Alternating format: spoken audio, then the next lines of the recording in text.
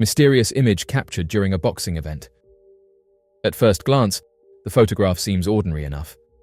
A boxing event, a crowd of onlookers, and a group of people gathered inside the ring. But upon closer inspection, one detail stands out. A girl, pale and thin, dressed in a loose-fitting white top, appears to be leaning forward inside the ring. The unsettling part of the story is not just her unusual appearance, but the fact that nobody present at the event recalls ever seeing her. The owner of the image, Ben, explained that the photograph had been taken by his friend's mother a few years earlier during a local boxing match. After the event, she uploaded her photos to Facebook, sharing them with friends and family. Almost immediately, comments began to appear, all centered on one disturbing detail: the girl standing in the ring. People who had attended the fight, including Ben himself, were adamant that no such figure was there at the time. This led to questions about who the mysterious girl was and why she had appeared in the photograph when no one had seen her with their own eyes. The figure is striking. She appears oddly translucent, her pale skin contrasting sharply against the dim background. Her expression is downcast, her posture slumped forward as though weighed down by exhaustion or grief. More unsettling are the markings visible on her arms, dark and irregular, which some have interpreted as scarring. Ben's friend, whose mother took the photograph, believes these marks resemble burn scars.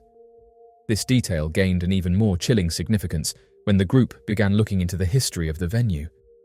The venue where the boxing event was held had once been the site of a children's home, long since destroyed in a fire.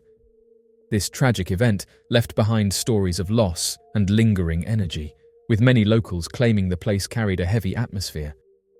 The idea that the girl in the photograph could somehow be tied to this past has haunted those who have seen the image. If she truly is a remnant of the children who once lived in the home, her presence in the photograph may be a sign that her spirit still lingers. What makes this case even more mysterious is the clarity of the girl's image. Often, supposed paranormal photographs can be dismissed as tricks of light, motion blur, or camera faults. Yet in this case, the girl is sharp and distinct, standing out as though she had been physically present. Her size and placement within the ring are proportionally correct, giving the strong impression that she was actually there, even though multiple eyewitnesses insist otherwise. The photograph has since circulated beyond the circle of friends who first saw it, sparking debates among believers and skeptics alike. Some argue it must be a camera glitch or accidental double exposure. Others, however, feel the eerie backstory of the children's home and the unexplained scars on the girl's arms are too significant to ignore. To this day, the image remains unexplained. Mysterious trail camera photograph. In Washington state, a single trail camera photograph has sparked widespread debate and fascination across social media. The image, posted by a man to several Facebook trail camera groups, shows a large, shadowy figure in the woods. At first glance, it appears to be an imposing, upright form, covered in dark fur and unlike any ordinary woodland creature. The man who captured the image admitted he was baffled, suggesting that it could have been a deer caught at a strange angle.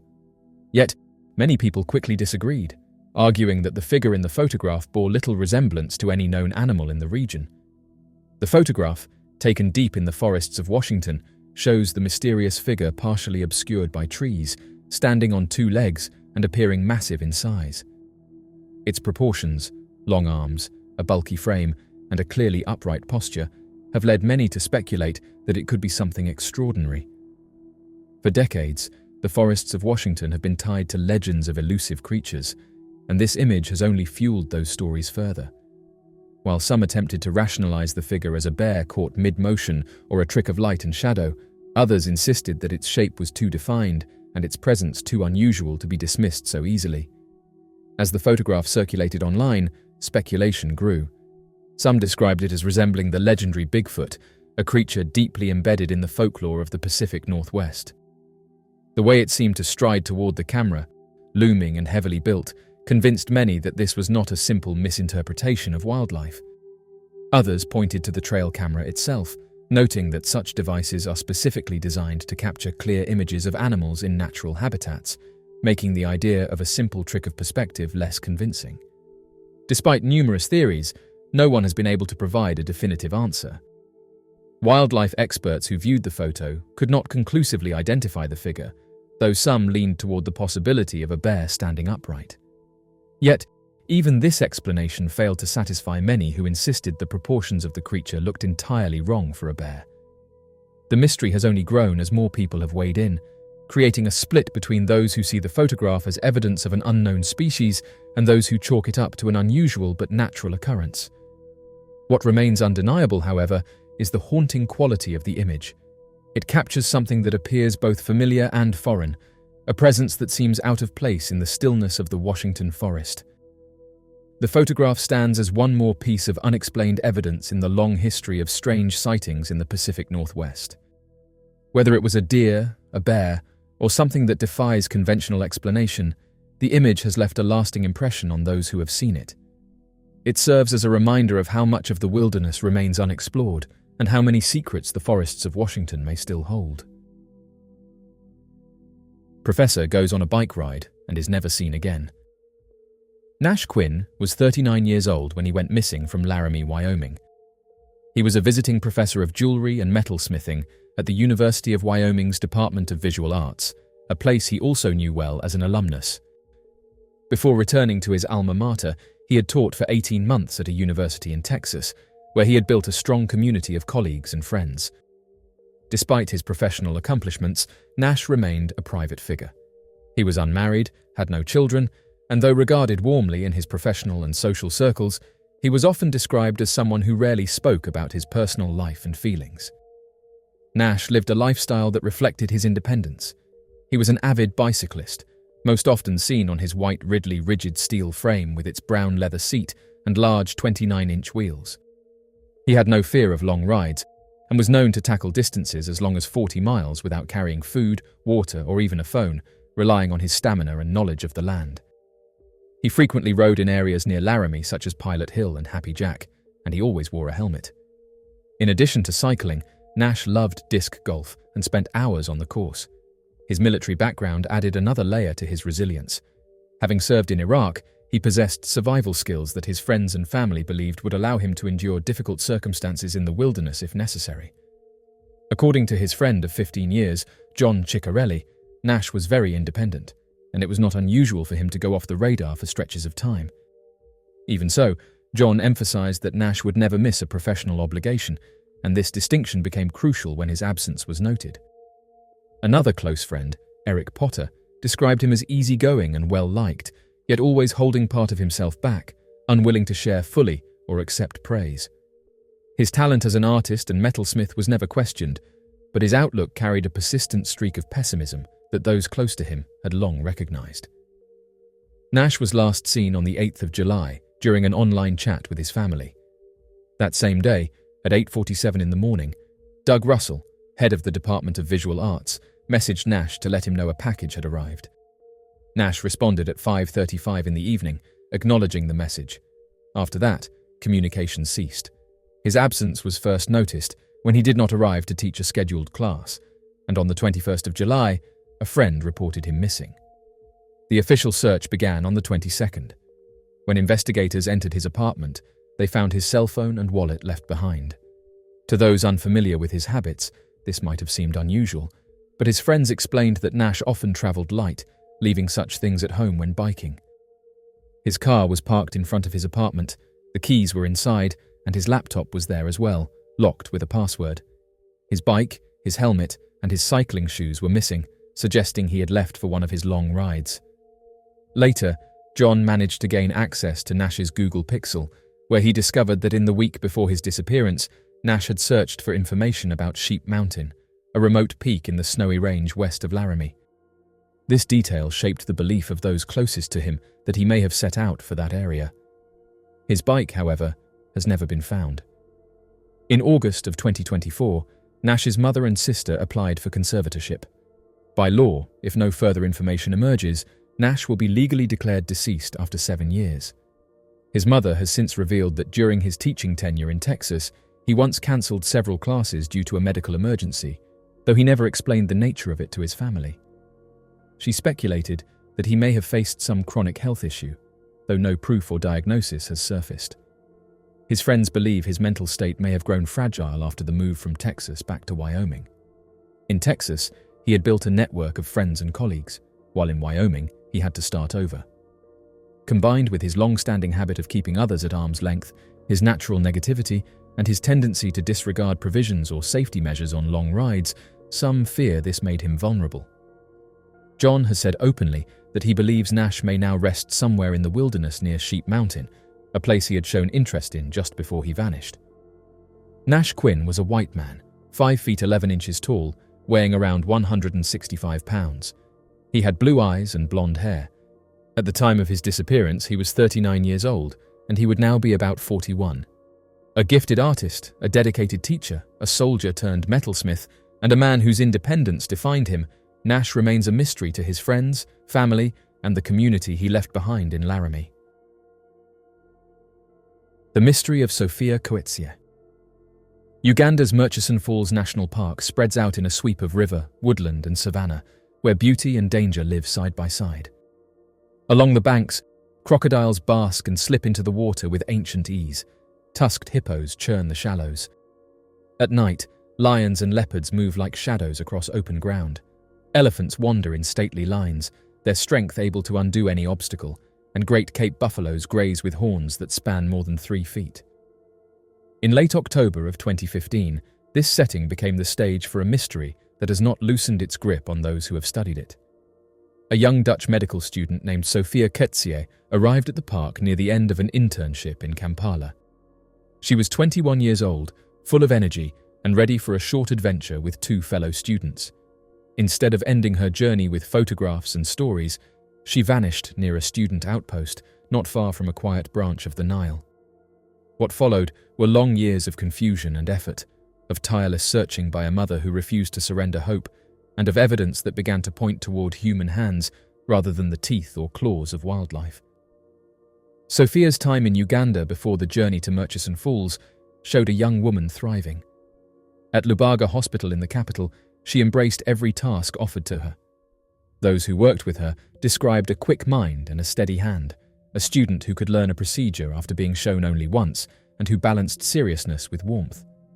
She joined ward rounds, assisted in routine surgeries, and helped deliver babies. She also drank in the atmosphere beyond the hospital walls. Evenings in the student house were simple, with little furniture and a great deal of laughter. She learned words in Luganda, traded playful jokes, and drew joy from the smiles of children who greeted her in the streets. She wrote to family with the light of discovery in her voice, recounting modest meals, new friendships, and the small routines that made Kampala feel like a second home. By the end of 8 weeks, she felt a pull toward the continent that surprised no one who had seen her settle into life there. The safari at the close of the internship was meant to be a last celebration. The group moved first through Kidepo National Park, where the land opens wide and the evening campfires throw long orange threads into the night. The travelers spent time viewing giraffes, antelopes, and the delicate line where sky meets grass. On one of those nights, Sophia stayed up late by the fire, delighted by conversation and the sense of everything around her being alive. The camp warden noticed her wakefulness before dawn, and her friends began to worry that she needed rest.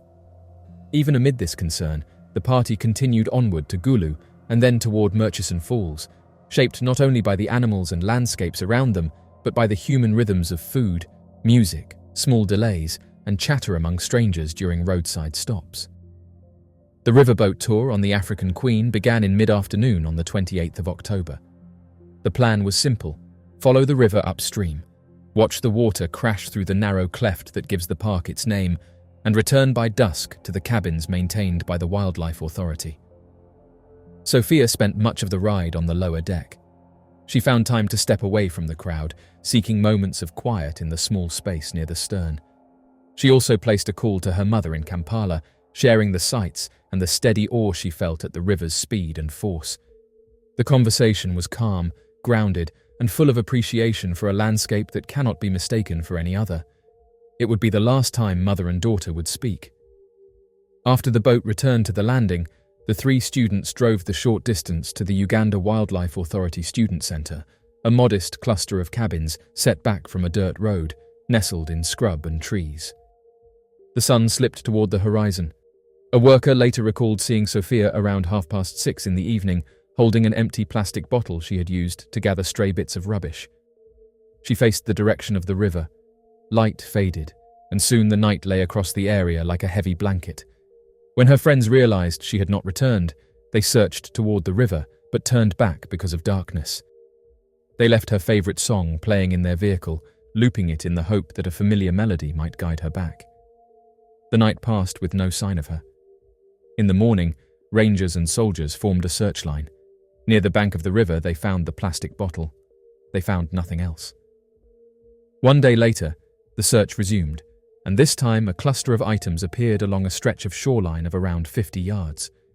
There was a small souvenir purse from Kampala that had been emptied, one boot and the separated sole of the other, a pair of sunglasses, and a torn banknote of 1,000 shillings. Portions of clothing were present as well, including strips of fabric that appeared to have been bound to branches or laid across logs in plain view. Most unsettling of all, an undergarment was found high in a riverside tree, at a height that would be difficult to reach at night, even for someone familiar with the ground. These items, discovered only a short distance from the bottle that had been found the day before, raised quiet alarm in the minds of those who cared most about the truth. The first explanations leaned toward the landscape itself. In a park that holds crocodiles and swift water, the possibility of a natural misadventure always lingers, yet specific details argued against this path. The clothing bore no marks typical of wildlife contact. There was no blood, no drag marks, no remains. Seasoned rangers pointed out that predators often leave signs close to where they feed, and that signs would be hard to miss. The same rangers also noted that a newcomer would find it genuinely difficult to pick out the trail to the river once dusk took hold, especially from the student center, which sat some distance from the water's edge with brush in between. Even the explanation offered by one officer, who suggested the river had risen in the night and submerged certain items only to drop again later, faltered under scrutiny. Fabric tied to branches would not shift in that way, and tall grass around the site did not bear the matting one would expect after a flood pulse. In the days that followed, the response on the ground lacked the careful order such a situation deserved. The scene was not secured early. People moved through the area, including those who loved Sophia and could not bear to stand idle, inadvertently stepping over possible traces. Search dogs were deployed without first being given an item rich with her scent. Witness statements were taken in an uneven fashion, and items of potential significance were eventually handed over in a simple paper bag. More broadly, the surrounding context was not fully plumbed at the time. Training activities for wildlife recruits and members of the national forces were underway not far from the student center, bringing a large number of people into the vicinity. Their names and movements on the relevant days were not thoroughly documented. Attention drifted instead toward a medical detail about Sophia's history, a detail that was used to support narratives of accident or a tragic choice, narratives her loved ones found both implausible and hurtful. The reality of her medical history is precise and important. She had experienced episodes characterized by elevated energy, quick speech, and a bright, expansive mood.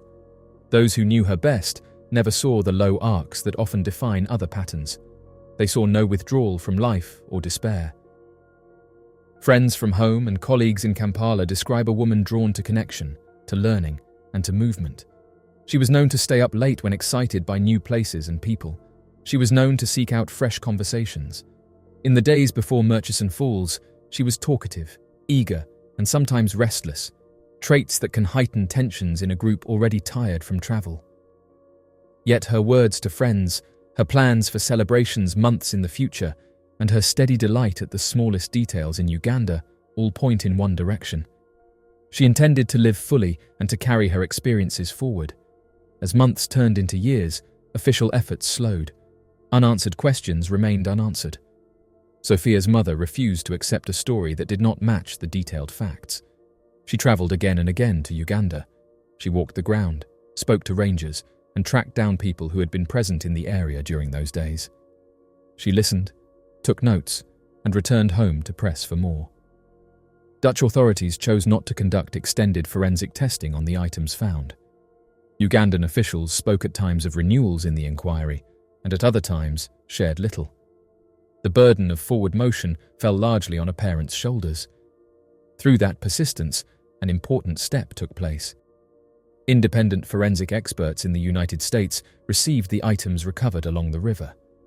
They tested not only the obvious articles, but also the small strips of fabric, the insoles of shoes, and the surfaces where touch is most likely to leave a trace. They built reference profiles for people known to have handled the items, including searchers and law enforcement officers. Then they compared. Across multiple pieces, they identified markers of male DNA that did not match anyone documented in the chain of custody or in the circle of known contacts. These markers appeared more than once. Their repetition across different items increased their weight. The conclusion reached by the analysts was clear. The collection of findings did not sit comfortably with theories of misadventure by water or wildlife. Rather, the pattern suggested the presence of one or more unknown men who had contact with Sophia's belongings. This scientific finding did not resolve the whole mystery, but it shifted the center of gravity. It gave structure to what the physical arrangement of items had already hinted at. Clothing tied to branches, a shoe remarkably clean for the setting, an undergarment placed high in a tree, and articles discovered only after an initial pass had yielded nothing, all looked less like the random outcome of panic or a tumble and more like the work of human intention. Specialists who study arranged scenes note that such arrangements often aim to pull gaze toward a certain explanation while drawing it away from another. They speak of how people sometimes return to a location to alter the story the place seems to tell. In Sophia's case, these insights offered a possible frame for details that otherwise remained dissonant. The human story never loosened its claim on the narrative. Sophia's letters home showed joy in work and in simple routines. Her contributions at the hospital revealed a commitment to patience and to learning that exceeded what duty alone requires. Her friendships, in Kampala and back in the Netherlands, formed a network that supported her even in moments of strain. The video clips from the road on the way to Murchison Falls showed a young woman who sometimes moved too fast for the people around her, yet who remained capable of reflection and reassurance. On the boat, her conversation with the tour guide about rainfall and wildlife patterns displayed the same grounded curiosity that had drawn her to medicine in the first place. These are not the brushstrokes of someone stepping away from life. They are the colors of someone choosing it again and again. The landscape itself holds a strong presence in this story. The student center stood about 1/3 of a mile from a branch of the Nile that feeds into Lake Albert. The trail to the water was not obvious, especially as light faded beneath the canopy and the sound of the river echoed from angles that can confuse a newcomer. The stretch of bank where items appeared sat roughly 600 yards from the place she was last seen, a distance short enough to walk in minutes and yet long enough to hide countless turns and unmarked paths. Tall grass grew along the edges, and certain sections rose above the river on small shelves of earth. Small details matter here. A pair of sunglasses that should have been scuffed showed little wear. A torn banknote lay in plain view. Pieces of cloth were knotted around branches. The placement of each element asks to be read carefully in sequence, even if each on its own might be dismissed as chance. Family and friends never stopped holding her in the present. Her mother refused to speak about her in the past tense, a stance that was more than a linguistic choice. It was an act of faith, a refusal to close the book before the final pages have been written. Each return trip to Uganda grew out of that resolve.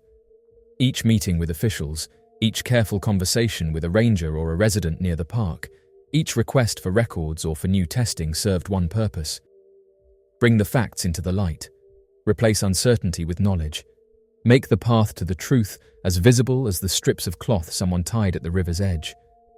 The case has not remained fixed in the silence that often settles over unsolved events. Leadership changes within Ugandan law enforcement brought a renewed look at the file. Teams were formed. Outside expertise was invited. Promises were made to gather fresh statements from people present at the time, including trainees and personnel stationed near the student center.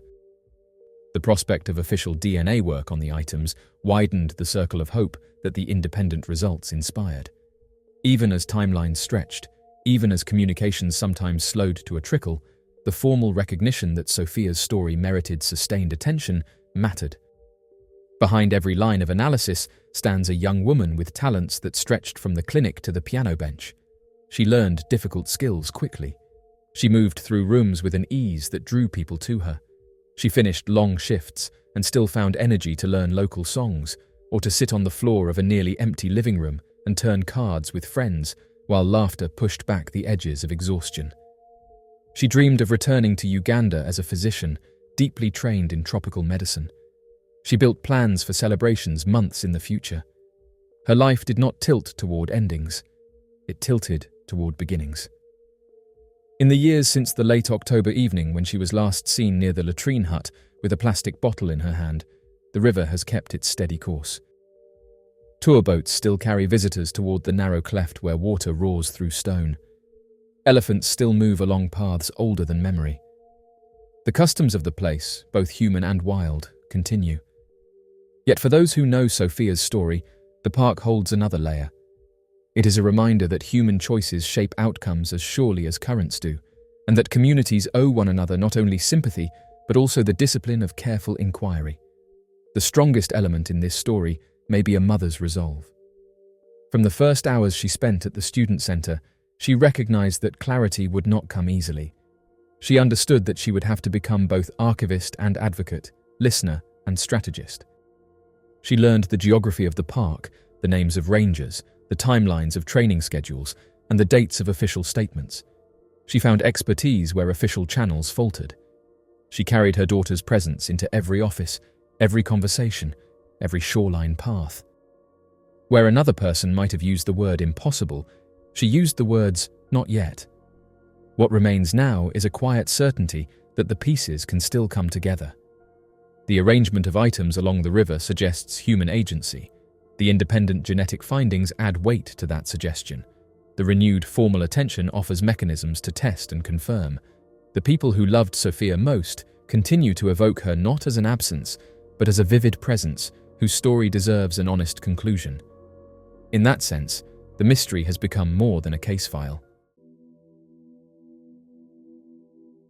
The unsolved mystery of who stole a 5-ton wrecking ball. On the morning of July 17, 1973, workers from the Dowling Construction Company arrived at their demolition site in Indianapolis, Indiana, only to find themselves faced with a baffling and frustrating mystery. Overnight, their 5-ton wrecking ball had vanished without a trace. The massive sphere of solid metal, which had been suspended from a crane approximately 200 feet in the air, had been seen intact and in place at 5 the previous evening. When the workers departed for the night, nothing seemed amiss, but by the time they returned, the enormous wrecking ball had disappeared without a single clue left behind. The Associated Press reported on the bizarre incident the following day, July 18, 1973, and the case quickly gained attention due to the sheer impossibility of the theft.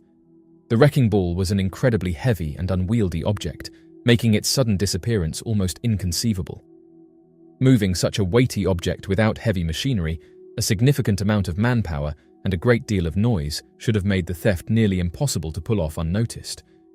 Despite this, no one reported seeing anything suspicious that night, and there were no signs of a break-in or forced removal. The head of Dowling Construction, Lauren Dowling, was left completely bewildered. Not only was the theft itself perplexing, but the biggest question on everyone's mind was why anyone would steal a wrecking ball in the first place. A 5-ton metal sphere was not an object that could be easily sold, transported, or repurposed. Unlike other stolen construction materials such as copper wiring, tools, or machinery, which could be resold for profit, a wrecking ball was highly specialized equipment with limited use outside of its intended purpose. Even if someone had stolen it for scrap metal, moving and melting down such an enormous object would have been an unrealistic and difficult endeavor. Adding to the mystery, no physical evidence was left behind. There were no drag marks, no disturbances in the ground, and no traces of any heavy equipment that could have been used to move the wrecking ball. Given the urban location of the construction site, it seemed highly improbable that such an operation could have been carried out without attracting attention. The absence of any clear leads or logical explanations only deepened the mystery. Authorities launched an investigation, but they quickly found themselves at a dead end. There were no witnesses, no reports of suspicious activity, and no clear motive for the theft. The lack of surveillance cameras at the time further complicated matters, leaving the case without any visual evidence to analyze. Despite their best efforts, neither the police nor the construction company could find a single clue as to where the massive wrecking ball had gone. In the days and weeks following the theft, speculation ran wild. Some people theorized that it had been taken by rival construction companies in an act of industrial sabotage, though no competitors were ever linked to the crime. Others suggested that it could have been stolen by a group of pranksters, though the logistics of such an elaborate stunt seemed nearly impossible. Some even believed it was taken by a collector with a strange fascination for odd and oversized objects, though once again, no evidence ever surfaced to support such a claim. As time passed, the case slowly faded into obscurity. The Dowling Construction Company never recovered their wrecking ball, nor did they ever receive ransom demands, sightings, or leads on potential suspects. The bizarre theft remained one of the most inexplicable crimes in Indianapolis history. Unlike traditional heists, which typically involve cash, jewelry, or valuable goods, this crime seemed to have no clear incentive or explanation. Even today, the mystery remains unsolved, leaving those who hear about it to wonder how such an absurd crime could have been pulled off so successfully. The mysterious 1665 celestial phenomenon. The 1665 celestial phenomenon over Stralsund remains one of the most intriguing and unexplained events in history, often considered by modern researchers to be one of the earliest recorded UFO sightings. This extraordinary event took place in Stralsund, Swedish Pomerania, now part of Germany, where multiple witnesses reported seeing mysterious flying ships in the sky. The detailed descriptions provided at the time bear a striking resemblance to modern UFO encounters, making this an important case in the study of unidentified aerial phenomena. On April 8, 1665, the residents of Stralsund witnessed something they could not explain. A group of fishermen working near the Baltic Sea were the first to see the strange flying ships in the sky. These objects were described as being dark grey or shimmering with a hue similar to the rising moon. Witnesses also noted that some of the objects appeared to have domes resembling hats, while others were saucer-shaped like a plate. As they hovered above St. Nicholas Church, many onlookers grew fearful, believing they were witnessing an otherworldly event. One of the most extraordinary aspects of the event was the report of a battle in the sky. Several ships of varying sizes appeared to engage in combat, firing at one another with unknown weaponry. According to witness accounts, these strange flying vessels clashed for an extended period, moving with precision and speed unmatched by any known human technology of the time. This intense aerial battle took place directly above the Baltic Sea, leading many observers to believe that it was an omen from God or a supernatural warning. The fear among the people of Stralsund was palpable, as they had no way of understanding what they had just seen. As the battle progressed, several of the mysterious ships fell from the sky and disappeared into the sea. Those that remained hovering over Stralsund eventually vanished as night fell, leaving the town in a state of awe and confusion.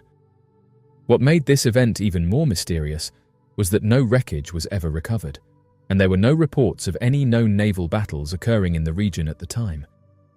The sheer number of witnesses, including fishermen, clergy, and townsfolk, provided credibility to the accounts, making it difficult to dismiss the incident as mere folklore.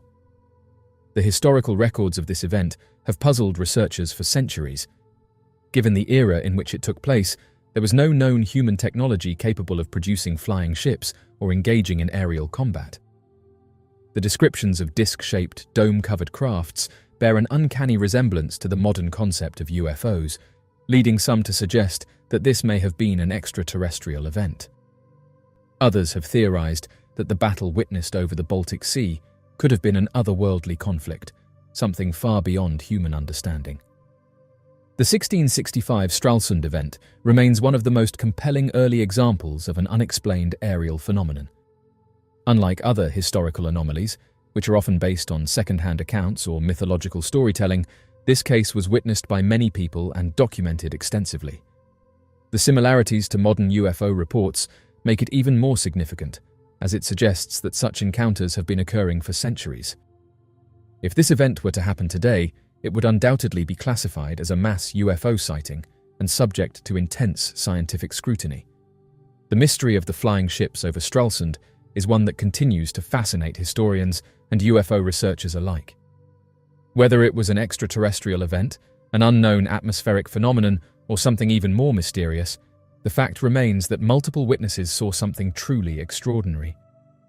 The absence of any conventional explanation only adds to the intrigue, leaving future generations to wonder what really happened in the skies above Stralsund in 1665.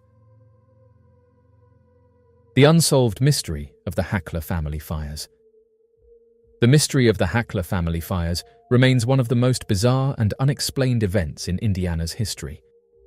In 1940s, rural Indiana, the Hackler family's peaceful life was shattered when their home was suddenly plagued by a series of inexplicable fires that defied logical explanation.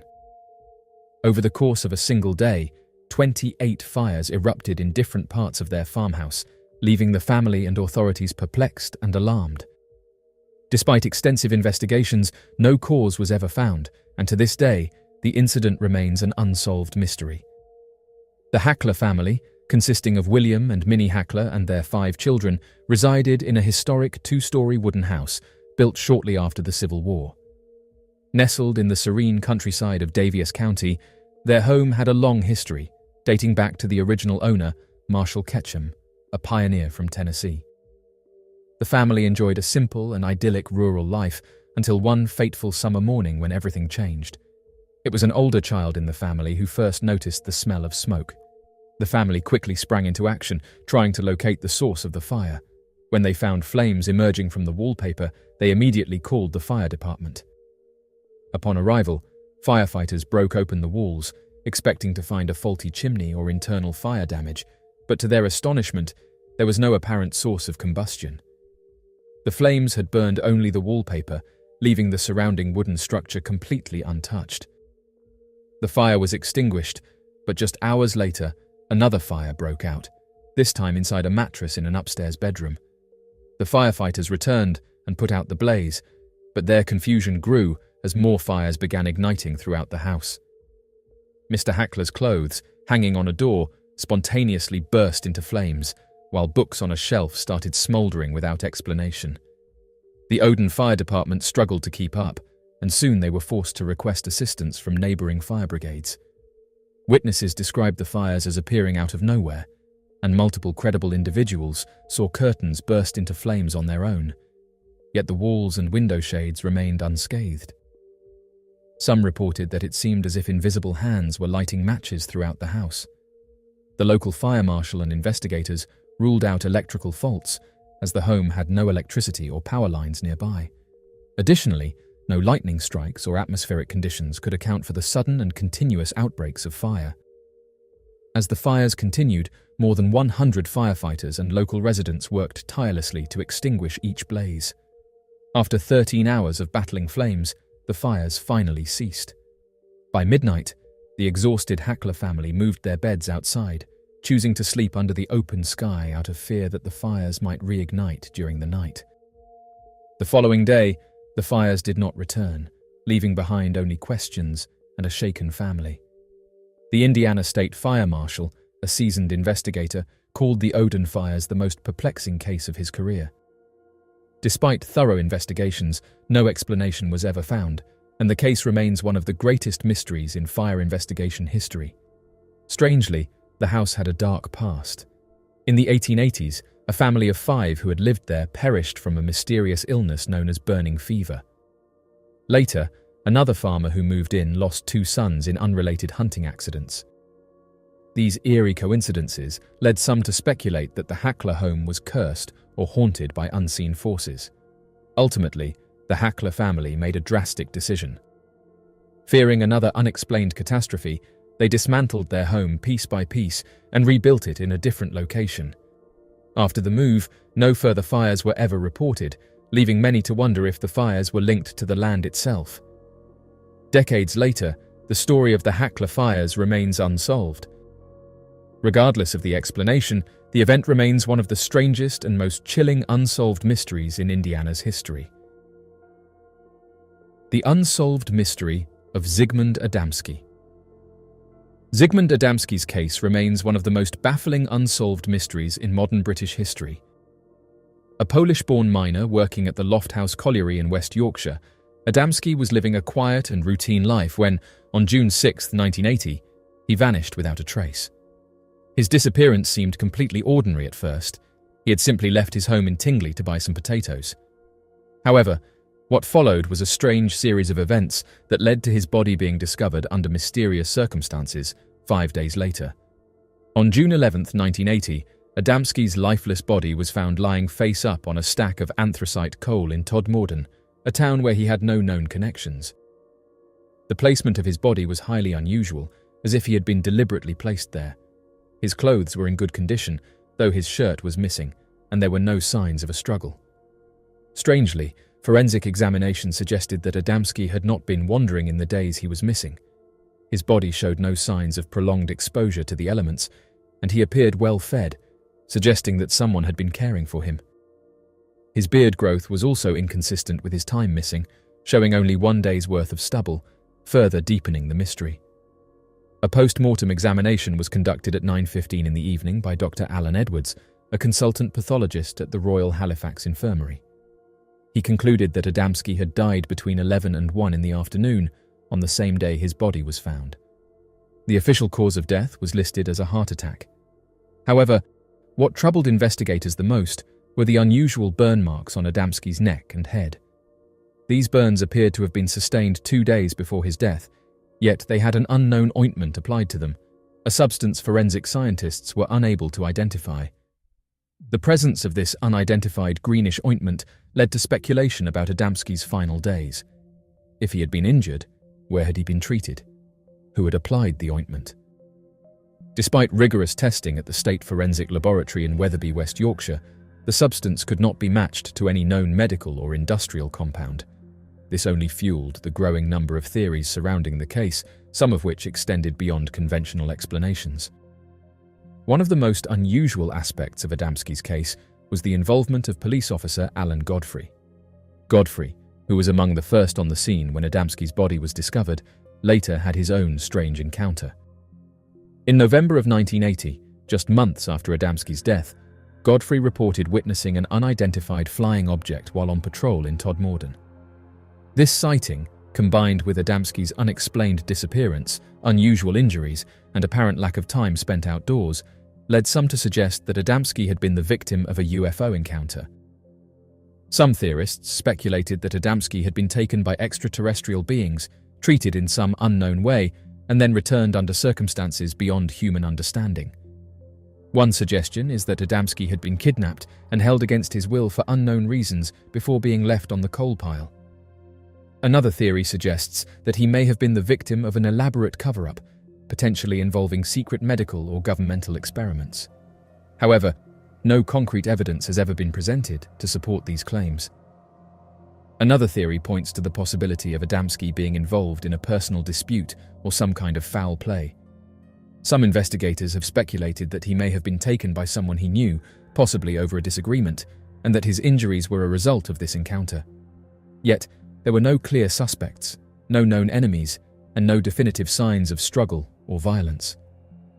Adamsky's case was further complicated by the lack of a formal resolution. His passing was not officially registered until the autumn of 1980, several months after his body was discovered. By that point, any potential leads had gone cold, and those closest to the case were left with more questions than answers. The mystery remains one of the most mysterious cases in British history, with no definitive explanation for what truly happened to him. Despite various theories and continued public interest, no concrete evidence has ever emerged to explain Adamsky's disappearance, death, or the peculiar details surrounding his case. Theories ranging from alien abduction to secret government experiments, foul play, or even an unknown medical condition continue to be debated. Yet, to this day, the case of Ziggmund Adamsky remains unsolved, a haunting mystery that leaves more questions than answers. The mystery of the Kosovo student poisoning. The Kosovo student poisoning remains one of the most mysterious and unsettling events in modern history. On March 22, 1990, nearly 8,000 Kosovar school students suddenly fell ill after being exposed to an unknown toxic substance in their schools. The event, initially referred to as the mysterious disease, caused students to faint, suffer from violent convulsions, experience eye inflammation, and develop distinct facial flushing. The illness persisted throughout the rest of the year, affecting a total of 7,421 Albanian Kosovars. Despite decades of investigations, no definitive explanation has been provided for what truly happened. The lack of information surrounding the incident led to widespread fear and speculation. Doctors and researchers from various countries, including Albania and France, attempted to determine the cause of the poisoning, but they encountered numerous obstacles. One of the leading investigators, Dr. Bernard Benedetti, a physician working with Médecins du Monde, collected samples from the affected students and had them analyzed in 2 separate laboratories in France. The findings suggested the presence of a toxic substance similar to the pesticide lindane, a chemical known for its neurological and physiological effects on humans.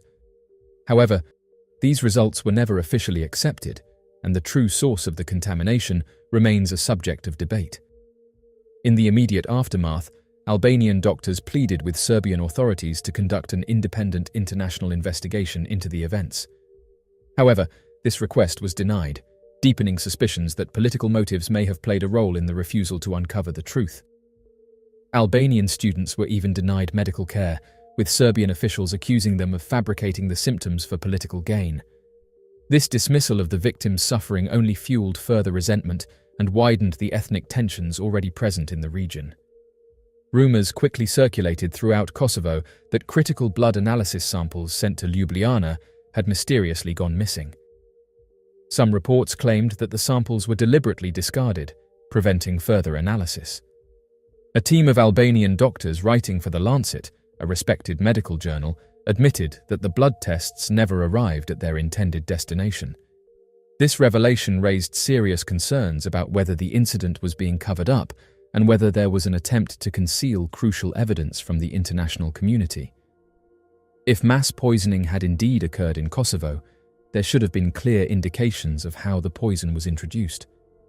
According to Halim Hysseini, a researcher investigating the case, there were suspicious incidents involving unauthorized individuals entering school buildings shortly before the outbreak. Some of these individuals were reportedly arrested, but no information was ever publicly released about their identities or intentions. There were also claims of a mysterious powder being found on the floors of some schools, leading to speculation that the poison was deliberately spread in a targeted attack. Dr. Benedetti, who had obtained a test tube containing the unknown powder from activists in Kosovo, found that the substance closely matched samples from a school in Podujevo where similar poisoning symptoms had been reported. This connection between separate schools raised further questions about whether the incident was a coordinated act rather than a coincidental outbreak of illness. One of the most puzzling aspects of the case is the sheer scale of the event. If the poisoning was intentional, it would have required a significant operation involving the distribution of toxic agents across multiple schools and the ability to evade detection by authorities.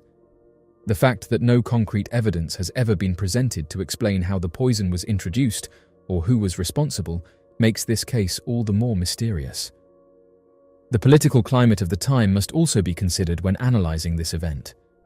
Kosovo in 1990 was experiencing high tensions between ethnic Albanians and Serbs, with Serbian authorities tightening their control over the region. Some researchers have suggested that the poisoning incident was part of a larger political strategy aimed at creating fear and instability. Others believe that an unknown environmental factor or an accidental contamination could have been responsible. However, the failure to conduct a transparent investigation has left more questions than answers. In the years since the poisoning, no official report has ever been able to fully explain the cause of the illness. Despite extensive research, no conclusive toxic agent has been identified, and no individuals have ever been held accountable. The event remains one of the largest unexplained mass poisonings in history. Many victims and their families continue to seek answers and justice, but the passage of time has made it increasingly difficult to uncover the truth. Without a proper investigation, the Kosovo student poisoning remains a chilling and unresolved mystery, one that serves as a reminder of how history can sometimes be shrouded in secrecy and uncertainty. Even today, the mystery persists, and those who remember the events of 1990 continue to question what truly happened. The silence surrounding the case, the lack of international scrutiny, and the numerous inconsistencies suggest that the answers may never be fully revealed. What is clear, however, is that the events of that day left an indelible mark on those affected and remain one of the most bizarre and unsettling medical mysteries in recent history. The mysterious case of Ricky McCormick. Ricky McCormick, aged 41, was found in a cornfield 20 miles outside of St. Louis, Missouri, on June 30, 1999. Except for the 2 pages of notes in his pockets, McCormick's passing may have gone unreported due to his living conditions and health issues. McCormick's notes, written in complex, impenetrable code, have long baffled professional and amateur codebreakers. Many people are certain that the notes discovered on McCormick's body contain the clue to his unexplained passing, despite his family's insistence that he could hardly spell, much less figure out a secret code. However, there is more to Ricky McCormick's case than first meets the eye. Those who knew Ricky McCormick claimed that he may have been dealing substances and that he had connections to a number of sketchy characters. Ricky McCormick appeared to have had health issues from an early age. According to news outlets, he acted abnormally, recounted unusual stories, and stood alone during playtime. According to Gloria McCormick, Ricky's favorite aunt, a psychiatrist said he had a brick wall in his mind. According to him, Ricky declined to breach the wall, and he had a vivid imagination and disliked living in poverty. When McCormick left high school, he was hardly able to write or read. News outlets reported that McCormick's family said he was unable to spell and would instead scribble. According to his cousin, McCormick acted like he was in another world, and although many who have studied this case have suggested that he was misunderstood and used his own writing style to express himself, something that the FBI would end up agreeing with. McCormick, who didn't have a high school diploma, took up a variety of low-paying jobs, generally at night. His meager earnings and the benefits he received for his ongoing heart problems allowed him to survive. However, McCormick would find himself in trouble with the law in 1992. Following his guilty plea, Ricky McCormick was imprisoned for 13 months in the Farmington Correctional Center, but his problems would only get worse after he came out. Ricky McCormick obtained a graveyard shift job at an Amoco petrol station in downtown St. Louis after being released from prison. He encountered a number of dubious characters there who might have contributed to his unexplained passing. Juma and Baha Bob Hamdallah, 2 brothers, were in charge of the Amoco. Both were known for their harsh treatment of people, and McCormick made a few odd visits to Florida while working for them. Later, his girlfriend reported to the police that he appeared afraid and that she thought he was smuggling a substance for the Hamdallah brothers.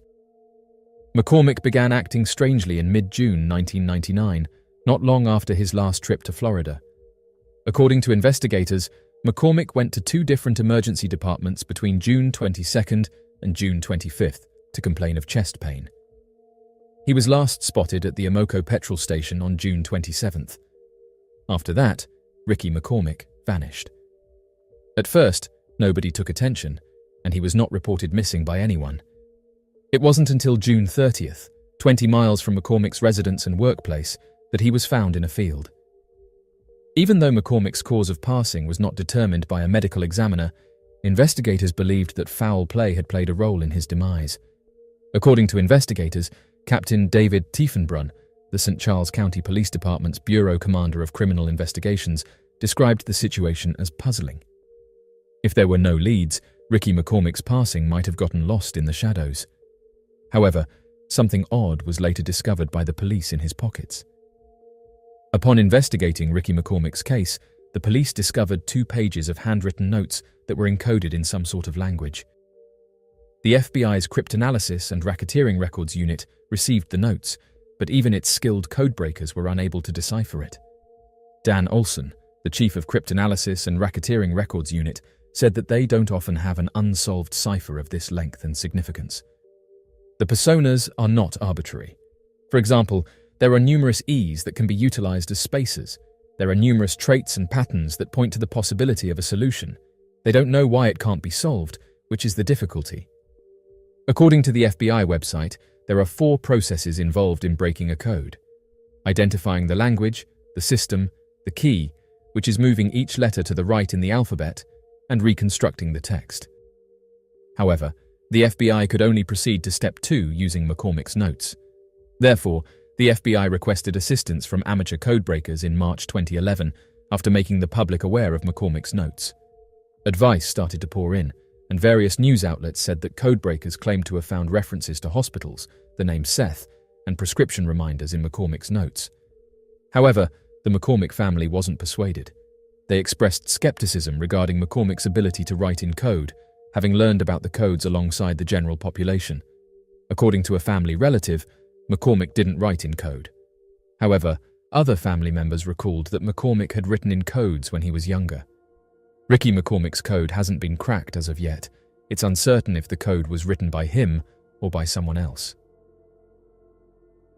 Mystery airships. Between November 1876 and May 1897, reports of mysterious large airships began to surface across the United States, with many researchers suggesting that these were early UFO sightings. The phenomenon was widely documented in newspapers of the time, with reports describing massive unknown craft flying through the skies, often witnessed by large groups of people. The accounts varied, but many agreed that these airships were unlike any known technology of the time. Given that no documented test flights of powered airships or airplanes existed during this period, the sightings have remained one of the most puzzling mysteries in aviation history. The first widely publicized sightings of these airships began in the 1870s, with sporadic reports coming from California and the Midwest. Witnesses described seeing large metallic craft hovering in the sky, emitting strange lights and occasionally producing mechanical noises. Some accounts even suggested that the airships were piloted by human-like figures, leading to wild speculation about their origins and purpose. Unlike conventional balloons or dirigibles of the era, these airships were reportedly capable of rapid acceleration, sharp turns, and sustained flight, feats that were impossible for human technology at the time. As sightings increased throughout the 1890s, newspapers began covering the phenomenon with genuine curiosity. Reports of enormous, cigar-shaped crafts traveling great distances at high speeds were documented in states such as Texas, Illinois, Iowa, and Kansas. The descriptions were remarkably consistent, with witnesses detailing brilliant lights, metallic hulls, and advanced maneuvering capabilities. Many articles openly speculated about the origins of these crafts, with some suggesting that secret inventors or foreign governments were responsible, while others believed the objects were of extraterrestrial origin. Skeptics have long argued that the mystery airships could have been misidentified objects, such as early experimental balloons or astronomical phenomena. However, no documented evidence supports the existence of dirigibles capable of long-range powered flight in the United States during this period. The first officially recorded manned, controlled, powered heavier-than-air flight did not take place until December 17, 1903, when the Wright brothers achieved their historic flight at Kitty Hawk. Given this historical timeline, it remains unclear what exactly people were witnessing in the skies during the late 19th century. One of the most famous sightings occurred in April 1897 in Aurora, Texas, where an airship was reportedly seen crashing near a farm. According to the local newspaper, the wreckage contained metallic debris and the badly burned body of a humanoid pilot. The being was described as small and not of this world, leading to widespread speculation that the Aurora crash was an early UFO incident. The wreckage was said to have been buried in a local graveyard, though no physical evidence remains today. Reports of mystery airships continued sporadically until May 1897, when the sightings abruptly stopped. The disappearance of the phenomenon has led some researchers to speculate that whatever force was behind the sightings had completed its observations and departed. Others suggest that the airships could have been an early example of experimental technology being tested in secrecy. But this theory raises the question, why would such technology remain hidden for decades after the sightings? If such advanced airships existed in the late 1800s, their capabilities would have revolutionized aviation, yet history records no such breakthroughs until the 20th century. Many UFO researchers consider the mystery airship phenomenon to be one of the earliest documented waves of UFO sightings in modern history. The descriptions of metallic, structured craft, advanced flight capabilities, and even reported humanoid occupants closely mirror contemporary UFO encounters.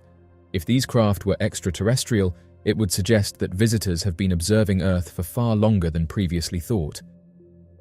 The similarities between 19th-century airship sightings and modern UFO reports raise questions about whether humanity has been under long-term surveillance by an unknown intelligence. To this day, the mystery of the airships remains unsolved. While some dismiss the sightings as fabrications or misidentifications, the sheer number of reports, spanning multiple states and involving thousands of witnesses, suggests something far more complex. Whether the airships were extraterrestrial in origin, secret human technology, or a phenomenon beyond human comprehension, their appearance in the late 19th century challenges our understanding of history and aviation. The Smithsonian Institution has maintained that the Wright brothers' 1903 flight was the first true example of powered flight, making it impossible that the airships were conventional aircraft. This means that either a lost inventor created technology decades ahead of its time, or the objects were not of human origin. The fact that no records, blueprints, or credible claims of secret airships from that era exist only deepens the mystery. The mysterious disappearance of Tammy Lin Leopard. Tammy Lin Leopard was embarking on a burgeoning modeling and acting career in the early 1980s. With her blonde hair and hazel eyes, she embarked on her modeling career by participating in beauty pageants at the tender age of 4, winning an impressive total of 280 crowns. She began her film career in 1983. At the age of 18, she aspired to pursue her acting career in Hollywood in 1983. However, regrettably, her aspirations were never fulfilled. She departed from her mother's residence in Rockledge, Florida, on the morning of July 6, 1983, and thereafter disappeared without any further sightings. Shortly before she vanished, her mother gave testimony indicating that she had been exhibiting peculiar behavior and seemed to be experiencing inner turmoil. After 4 days of filming the movie Scarface, she exhibited such unpredictable behavior upon returning home that her mother decided to take her to the hospital for a psychiatric evaluation. Tammy Lin Leopard was placed under the doctor's supervision for a duration of 3 days before being discharged, as there was no substantiated proof of misuse or any other discernible physical conditions.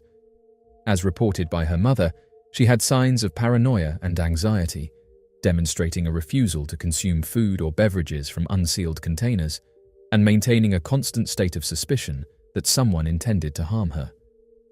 Significantly, on the morning she vanished, she had neglected to groom her hair prior to departing the residence, a behavior that her mother deemed highly uncharacteristic. She had accompanied an unknown male companion who was the final individual to witness her existence. According to his account, they engaged in a dispute and he left her alone at a parking lot near an Exxon gas station off State Road A1A in Cocoa Beach, Florida. Tammy Lin Leopard's final known attire consisted of a blue denim skirt and a blue top adorned with floral appliques. She was also carrying a grey purse and wearing sandals. Several tales have reported that witnesses saw her without shoes shortly before she vanished, although these reports were never confirmed. There were other conjectures that she might have been in her first trimester of pregnancy at the time of her vanishing. Leopard's mother asserted that she harboured fear towards the male acquaintance who had given her a ride on that particular day, and she believed he should have been regarded as a potential suspect. Nevertheless, the police said that he was not a plausible suspect, and no formal accusations were ever brought against him. The police inquiry ultimately led them to a man named Christopher Wilder, who was accountable for the homicides and vanishings of numerous young ladies in the Florida region during the early to mid-1980s. He had a reputation for tricking his female victims into coming to his house by pretending to offer them modelling opportunities. This deception may have led Tammy Lin Leopard, a well-known model, to go with him. The Leopard family initially initiated legal proceedings against Wilder, but ultimately decided to withdraw the allegations. Wilder met his demise in 1984 following an exchange of gunfire with law enforcement, and the authorities were unable to definitively establish his connection to Leopard's vanishing. Tammy Lin Leopard's excessive suspicion caused her mother to suspect that her disappearance was connected to a more malevolent and threatening situation. She held the belief that her daughter had become entangled in a nearby money transfer organization and subsequently became a target of the criminal group due to her extensive knowledge of their activities. Nevertheless, these theories remained unverifiable. Tammy Lin Leopard's mother passed away in 1995, and to this day, the mystery surrounding her disappearance remains unsolved. The unsolved case of Jaspal and Gita Singh. The case of Jaspal and Gita Singh remains one of the most unsettling unsolved crimes in recent history. The Singh family, an Indian-American household living in Georgia, consisted of 46-year-old Jaspal, 38-year-old Gita, and their two sons, 13-year-old Pulkit and 12-year-old Ankur. The family was well respected in their community, and by all accounts, they lived a peaceful life. However, their world was shattered on January 23, 2007, when Jaspal and Gita were slain inside their home.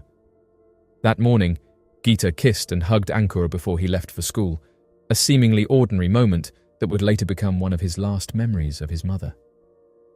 After a normal school day, Josh and Ankur returned home, only to find that their parents were not answering the door. This was highly uncharacteristic, raising immediate concern. Using a spare key, they entered the house, unaware of the horrifying discovery they were about to make. Inside, they found Jaspal lying motionless on the floor, an unsettling sight that caused immediate panic. As they rushed further inside, Ankur noticed blood beneath his father's head, confirming that something terrible had happened. The boys made their way upstairs, where they found Gita's lifeless body in the middle of a ransacked bedroom. Their parents had been brutally shot to death, turning what had been a loving home into a crime scene. Investigators arrived at the Singh residence and quickly ruled out that they had done this to themselves, as there was no weapon near either of the bodies. The only known stolen items were birthday cards containing money, which made the crime even more puzzling. If robbery was the motive, it seemed highly unlikely that the perpetrator would leave behind other valuables. This led authorities to speculate about possible personal motives, but no clear suspects ever emerged. Following the loss of their parents, Jaspal's brother, Yoginder Singh, took in the two boys, doing his best to provide them with a sense of normalcy after the tragedy. However, the emotional trauma left a lasting impact, particularly on Josh, who struggled for years with the weight of his grief. In 2014, he took his own life, a heartbreaking loss that added another layer of tragedy to the Singh family's already devastating story. Despite efforts by law enforcement, the case of Jaspal and Gita Singh remains unsolved. The case, which left two young boys orphaned, continues to haunt those who knew the family. To this day, there are no known suspects, no arrests, and no clear answers as to who committed this crime or why. The mystery of the anomaly on the Moon. In 2020, the Chinese Space Agency's rover made a stunning discovery on the far side of the Moon, a mysterious cube-shaped anomaly. The anomaly was spotted in images taken by the rover's onboard camera as it explored the Von Karman crater, a large impact basin on the Moon's far side. The discovery immediately sparked intrigue and speculation about what the anomaly could be and how it got there. The cube-shaped object measures approximately 2.5 meters, or 8 feet across, and appears to be composed of a shiny, reflective material that stands out against the dull, rocky lunar terrain. It is perfectly symmetrical, with sharp, well-defined edges, and appears to be resting on the surface of the Moon.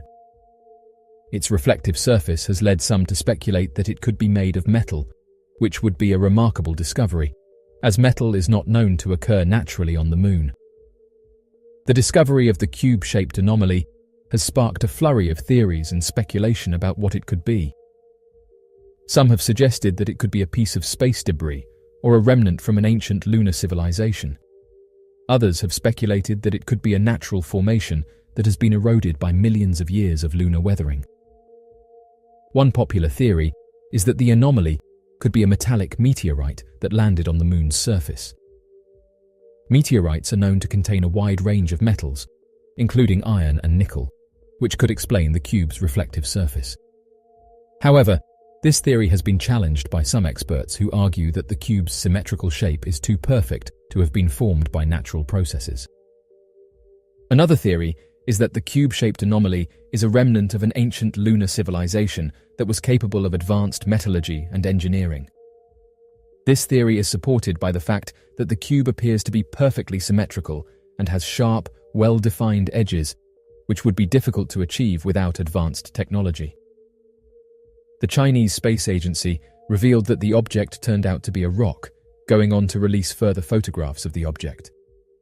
However, many didn't buy this, and said that the two images looked nothing alike, which further promoted theorists to suggest that something strange was going on, and that the object was perhaps something much more mysterious. The discovery of the cube-shaped anomaly is a reminder of how little we know about our own moon and the mysteries that still await us. As space exploration continues to advance, it is likely that many more mysteries will be uncovered, providing us with new insights into the nature of our universe and the origins of life on Earth. The mysterious objects that keep being spotted above US Navy destroyers. In 2019, a series of mysterious drones were spotted flying over US Navy destroyers at night, causing concern and confusion among sailors and officials. The drones appeared to be relatively small, with some describing them as being oval-shaped and detailed that they exhibited advanced capabilities, including the ability to fly at high speeds and to hover in place. Despite extensive investigation by the Navy and the FBI, the source and purpose of the drones remain unknown.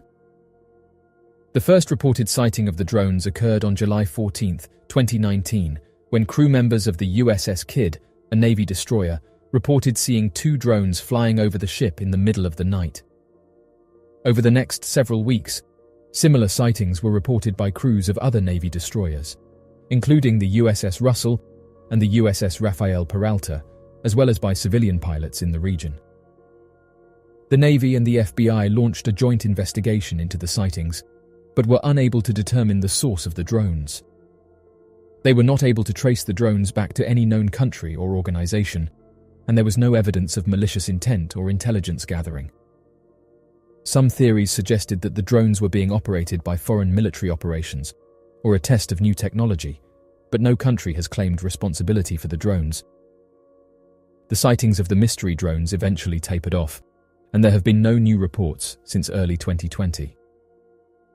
The incident remains a mystery, leaving officials and the public to wonder who or what was behind the strange and advanced aerial vehicles that buzzed US Navy destroyers in the middle of the night. Some have suggested that they may have been unidentified submerged objects. Unidentified submerged objects are a type of unidentified object that are seen entering and leaving bodies of water, such as oceans, rivers, and lakes.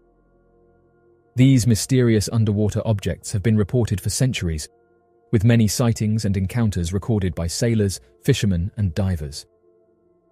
Despite the growing number of reported sightings, the nature and origin of USOs remain unknown and continue to intrigue both the public and the scientific community. The earliest known report of a USO was made by the Greek philosopher Plato in his dialogues Timaeus and Critias, where he describes the lost city of Atlantis sinking into the sea. Since then, there have been numerous reports of strange underwater objects and lights seen moving at high speeds, diving into the water, or emerging from it. One of the most famous cases of USOs was in 1967, where a large object was seen crashing into the ocean off the coast of Nova Scotia, Canada, and disappearing beneath the waves. In recent years, the number of reported USO sightings has increased, with many reported by military personnel and pilots. In 2019, the US Navy confirmed the authenticity of 3 videos taken by pilots showing USOs moving at high speeds and performing maneuvers that are beyond the capability of current aircraft technology. These sightings have led to increased interest and research into the phenomenon. Several theories have been put forward to explain the nature of USOs, including advanced technology, secret military experiments, and natural phenomena. Some researchers believe that USOs could be part of a larger phenomenon, including other unexplained phenomena such as crop circles and animal mutilations. Despite the growing number of sightings and interest in the subject, USOs remain a mystery. The lack of concrete evidence and the difficulty of investigating underwater sightings make it challenging to study and understand these mysterious objects. However, continued research and investigation into USOs may one day provide answers to some of the most intriguing questions about our world and the universe beyond. The mystery of the Devil's Pool in Australia. The Devil's Pool is a natural swimming hole located in the Babinda Boulders in Queensland, Australia. While the pool is surrounded by beautiful scenery, It is also known for its mysterious and sometimes dangerous reputation. The pool has been the site of numerous unexplained deaths and ghost sightings, leading many to believe that the Devil's Pool is haunted. The Devil's Pool is located in an area that is steeped in Aboriginal mythology. According to legend, the area was once home to a beautiful young woman named Ulana, who fell in love with a mortal man. Ulana's father, a powerful shaman, disapproved of the relationship and forbade Ulana from seeing her lover. The couple defied the shaman's orders and continued to meet in secret, but when Ulana's father discovered their relationship, he was consumed by rage and used his magic to separate the two lovers forever.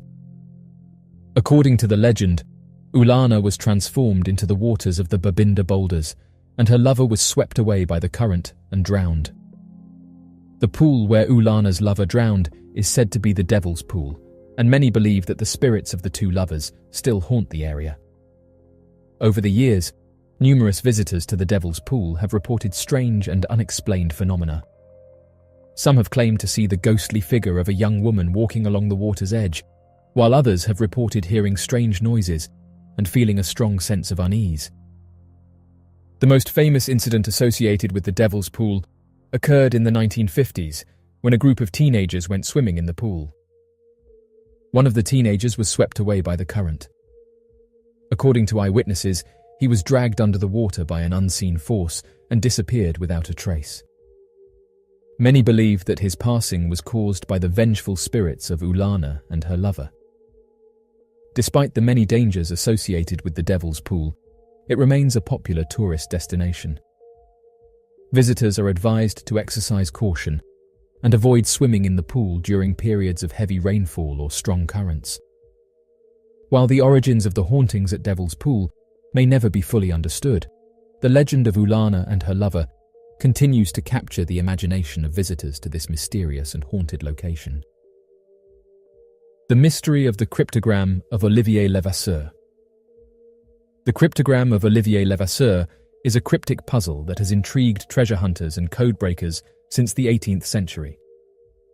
Olivier Levasseur was a French pirate who roamed the seas in the late 17th and early 18th century. He was known as the Buzzard and was feared for his ruthless tactics.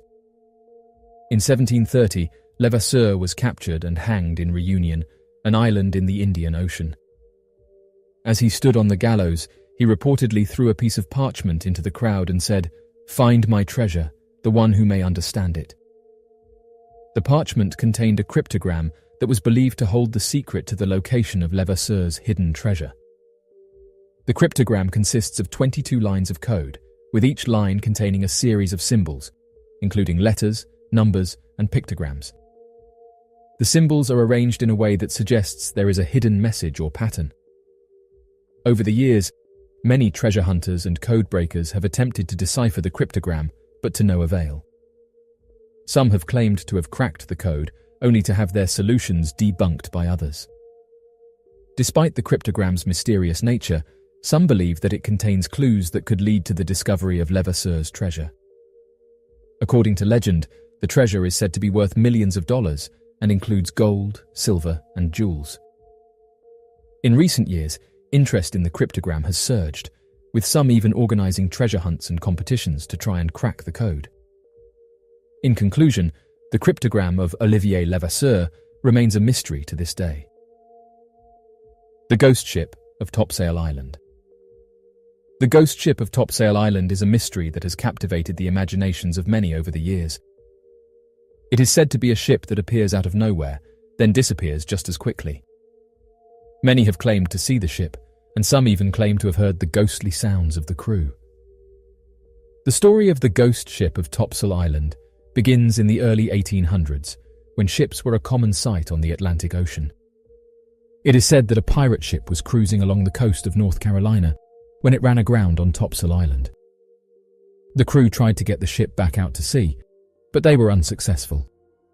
In the end, they abandoned the ship and disappeared into the night. Over the years, there have been many reports of a ghost ship sailing off the coast of Topsail Island. Some say that the ship is still stranded on the island, while others claim that it has been seen sailing out to sea. Many of those who have seen the ship describe it as an old wooden vessel with tattered sails and ghostly figures on deck.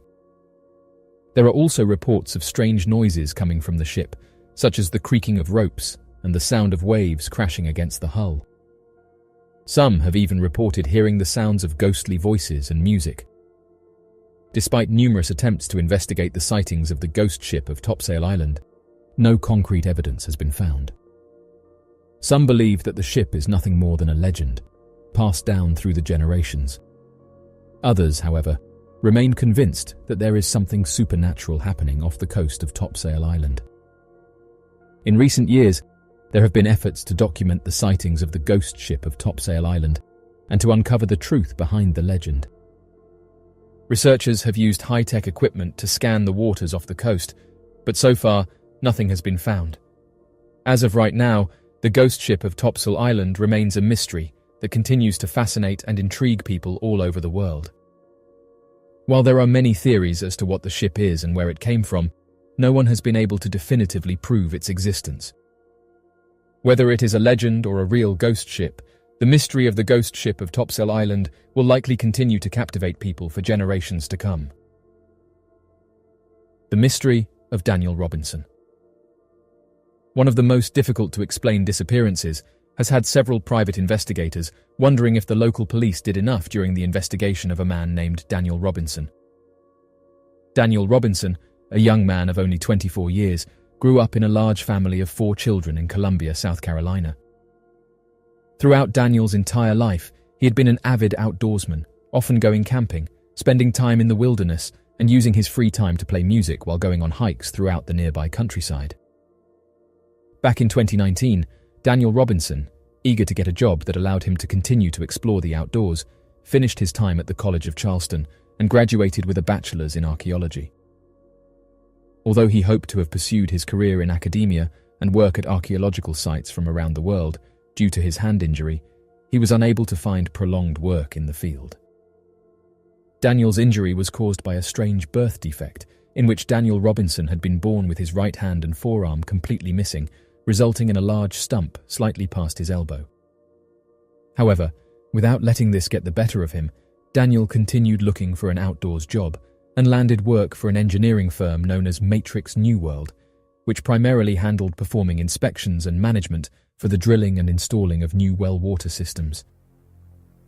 By 2021, Daniel Robinson moved to Arizona and was on the second day of his new job when he seemed to have suddenly disappeared off the face of the planet. The last known person to have seen or interacted with Daniel Robinson was fellow pump technician by the name of Ken Elliott, who claimed to have worked with him on the 23rd of June, sometime around 9 in the morning, but noticed something really strange about Robinson's behavior. According to Ken Elliott, as they were working on the new well together, the workday was just beginning, and since Daniel Robinson was new, Elliott figured that he would make casual small talk with him as they continued their work. At first, Elliott talked about the heat and weather of Arizona and asked how Robinson was getting used to the change in climate compared to South Carolina. Robinson replied casually, but seemed to be generally disinterested in what Elliott was talking about, and appeared to have zoned out several times throughout the conversation, as if he was deep in thought. Elliott would give an interview to police about the encounter, describing Robinson as appearing to have been distracted. At this point, Elliott began to worry that there was something wrong with Robinson that would require him to call in his co-workers to make sure that safety regulations were maintained. However, before contacting anyone, Elliott continued to watch Robinson and said that he kept turning around and looking off into the desert. After less than an hour of working together, Elliott explained that Robinson suddenly walked to his vehicle without saying anything to anyone, sat in his car for a while, and then left the job site without a second's thought, all while still staring off into the desert and acting strangely. Elliott would say that he just turned around and walked back over to his Jeep and that he just assumed he was going to get something out of his vehicle, but said that Robinson opened the door, got in, sat down, put on his seatbelt, then he looked at him and just waved and then took off. Assuming that Robinson left because he was feeling unwell, Elliott paid no further attention to the interaction and waited a few hours before he called his co-workers to tell them about Robinson leaving early believing that Robinson would have already called ahead of time to let them know he was taking a sick day. Oddly enough, when Elliot called in, no one else had heard from Robinson that day and began to worry that something was wrong. A few hours later, the local police station, the Buckeye Police Department, were notified of Robinson's disappearance by the workplace. At the end of the workday, Elliot decided to follow Robinson's track while in his vehicle and discovered that they seemed to continue down to a rain-soaked dirt road that ended in a T-junction. However, rather than taking a left at the junction, taking Robinson back into Phoenix, Arizona, the tracks appeared to have gone off to the right of the junction, which would have taken Robinson's Jeep out further into the desert.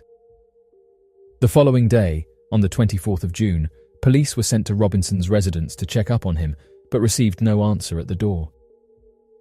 Despite believing that Robinson had possibly disappeared and was in trouble, the police did not believe that they had a valid enough reason to enter the home and decided to wait until the 7th of July before they would get a warrant to enter the home for investigation, nearly 2 weeks after his reported disappearance.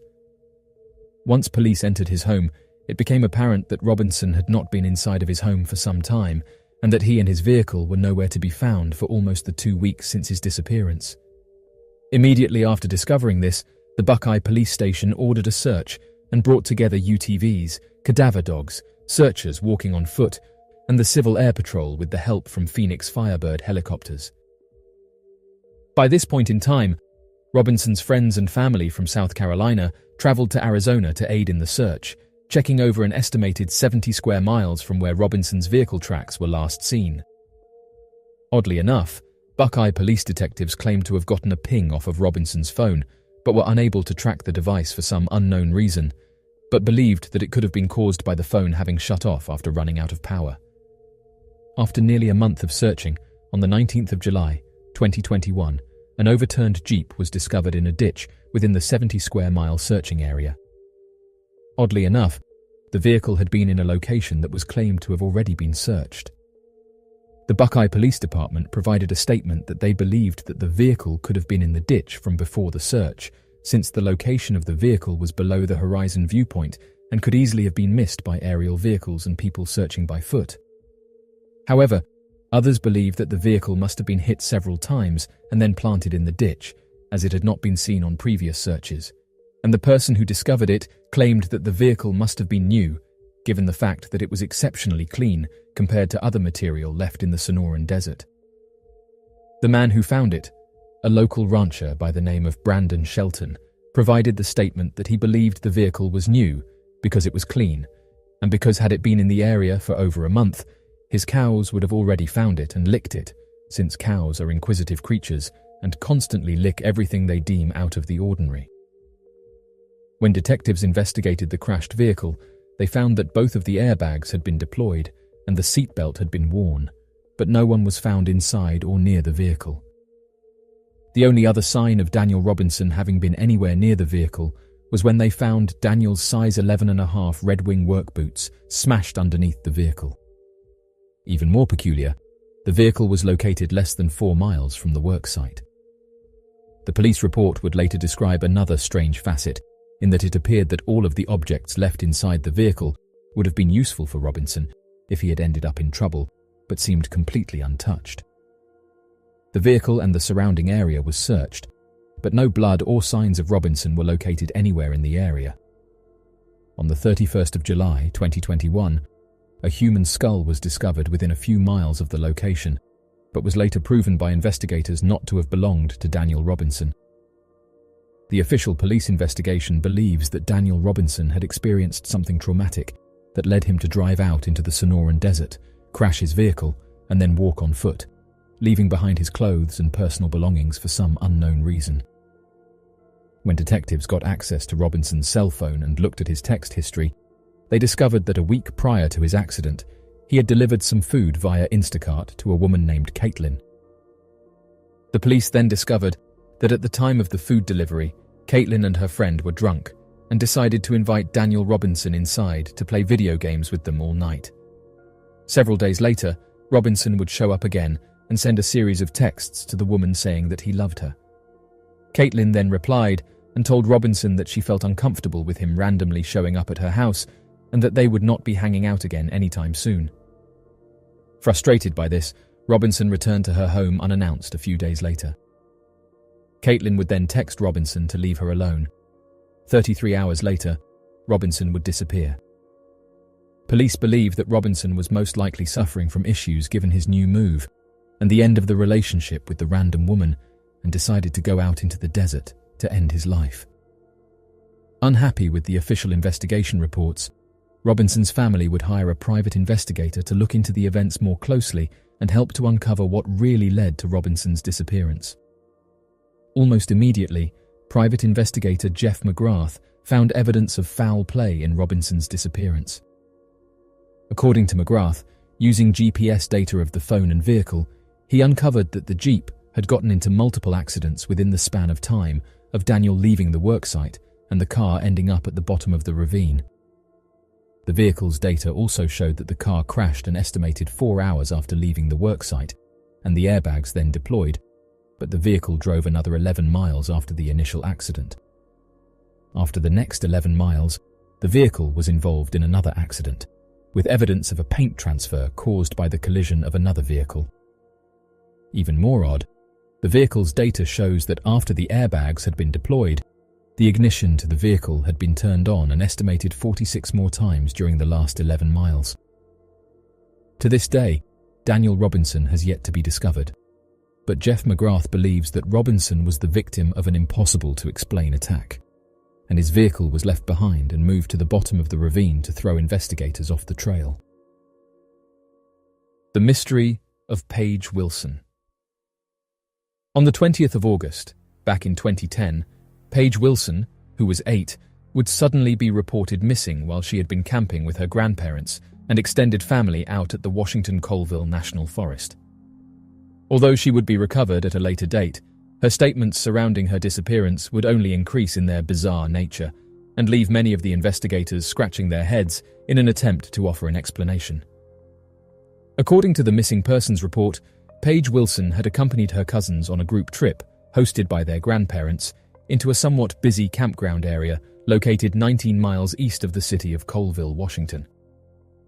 Although the campgrounds were located somewhat deep in the wilderness, given the large number of visitors frequenting the location, the site was more than safe for families. At around noon, Paige and her cousins would travel throughout the campgrounds, chasing each other and having fun, while their grandparents decided to spend their time barbecuing in the cooking area of the campground, alongside a group of other adults. After roughly 3 hours, the grandparents started to round up the family to enjoy a late lunch, only to notice that Paige Wilson was nowhere to be found. After spending about an hour searching for Paige Wilson throughout the campsite, as well as getting help from other campers staying in the nearby area, the grandparents and cousins were unable to locate where Paige had wandered off to. At around 4 in the afternoon, the local law enforcement would be contacted and an official search for Paige Wilson would be started within the hour. According to the official National Park report, National Forest officials were immediately notified and were given support from search and rescue volunteers from the nearby Fairchild United States Air Force Base to serve as air support in the search efforts for Paige Wilson. Within 2 hours, the Spokane County Sheriff's Office, 4 other adjoining counties and a team of volunteers joined in on the search and were on the ground and in the area by around 6 in the evening, forming a grid-like pattern in a radius surrounding the outskirts of the campgrounds. After several more hours of unsuccessful searching, a team of bloodhounds were brought in from several different jurisdictions and were led to the site of the disappearance and where Paige Wilson had last been seen. Even after being given several sources of the girl's scent, the dogs were unable to locate any trace of the missing girl leaving the campgrounds area. After another 6 hours of searching, the bloodhounds were then brought out into random areas surrounding the campground, but were still unable to find any evidence of the missing girl or her scent. Initially, investigators were confused as to why the bloodhounds were unable to pick up Paige Wilson's scent, but dismissed the peculiar behavior as being caused by the many different conflicting smells of the campgrounds. However, the bloodhound teams claimed that conflicting smells should not have disturbed the dogs as much as they were experiencing, and believed that the animals must have been stressed or confused in some way, leading to their bizarre behavior. The search for Paige Wilson would continue without stop until late into the night, though search efforts were soon made complicated by a sudden turn in the weather.